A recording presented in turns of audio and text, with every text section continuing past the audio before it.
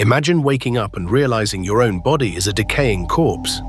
You check your wrist and feel no pulse. You walk to the mirror and watch a dead person staring back at you. Your brain has completely convinced you that you are no longer alive. In 2004, a British man known as Graham woke up with a terrifying certainty. His own brain had died during the night. He didn't think he was actively dying. The biological event of death had already occurred. Graham stopped eating immediately because dead people do not require food. Conversations ceased entirely because dead people have nothing to say. He started visiting the local graveyard to sit among the tombstones. The cemetery was the only place on Earth where he felt he actually belonged. Police officers would frequently find him draped over graves and bring him home. But his mind remained permanently locked inside a psychological coffin. Graham suffered from a condition called Cotard syndrome. The disease operates as a rare glitch where the human brain fails to register its own existence. A French neurologist named Jules Cotard first recorded the pathology in 1880. He treated a woman in his clinic known only as Mademoiselle X. She claimed she possessed no brain, no nerves, and no internal organs. Her mind fully believed she was a walking shell composed entirely of skin and bone. Mademoiselle X eventually died of starvation, trapped in the delusion of her own demise.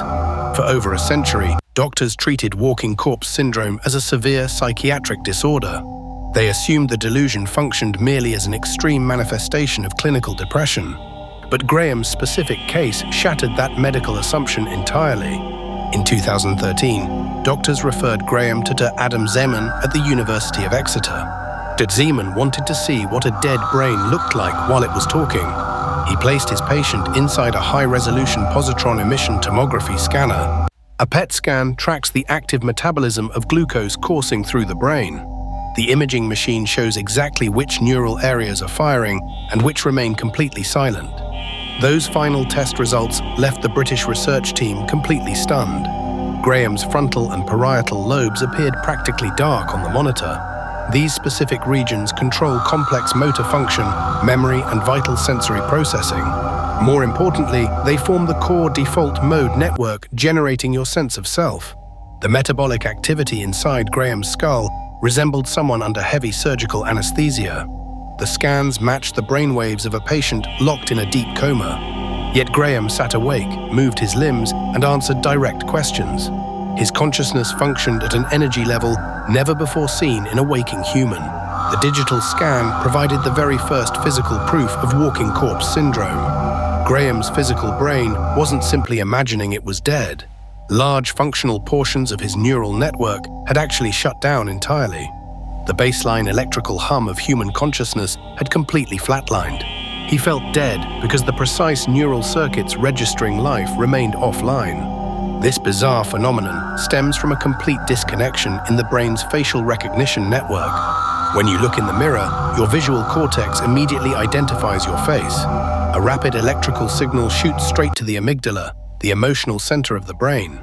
The amygdala responds instantly with a subtle rush of warmth and personal familiarity. A subconscious voice quietly whispers to your mind, "That person is you." In Cotard's patients, that crucial emotional wire lies completely severed. Graham saw his own face in the glass but felt absolutely zero emotional connection. Without that visceral biological anchor, his brain reached the only logical conclusion possible. He concluded he must be a reanimated corpse.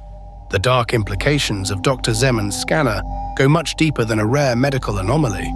The discovery reveals a terrifying vulnerability in how we experience physical reality.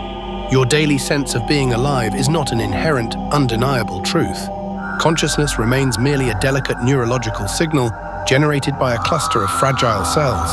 Your physical brain must actively remind you that you exist every single second. If that specific neural network drops offline, your entire soul evaporates instantly. You will sit in a chair and watch your hands move without feeling any biological ownership. You might look directly at your own children and feel nothing but cold static. Graham's condition eventually improved through 9 months of specialized neurological treatment. The darkened sectors of his cerebral cortex slowly began to draw electrical power again. He eventually stopped visiting the local graveyard in the middle of the night. The warm hum of existence finally returned to his frozen limbs. But his unprecedented medical case permanently rewrote our fundamental understanding of human consciousness. The ordeal proved that being alive is just a relentless hallucination your brain constantly maintains. Right now, a microscopic electrical bridge in your frontal lobe fires at lightning speed. That single connection remains the only physical thing convincing you that you are actually real. If that delicate bridge ever breaks, you will become a ghost trapped inside your own skull. You will scream that you are dead, and absolutely no one will believe you. Because to the outside world, you will look like a perfectly normal, functioning human being. We investigate a new glitch in human perception every single week on Curiosity Files. Hit the subscribe button to join the ongoing investigation today.